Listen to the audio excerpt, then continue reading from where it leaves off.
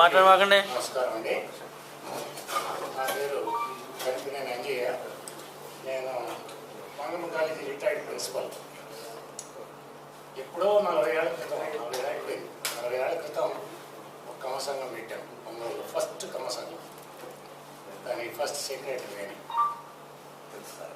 తర్వాత ఎందుకనే కానీ కొంత సహకారం రాక అది ఆగిపోయింది. తర్వాత మళ్ళీ ఇంకొక ఆయన పెట్టాడు.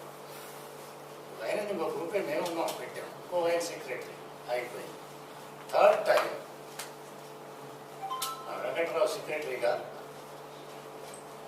స్టార్ట్ అయింది. ఫస్ట్ డే అప్పుడు ఆ రోజు చెప్పాను, దీనిలో ఉండే సాధక బాధకాలన్నీ చెప్పాను.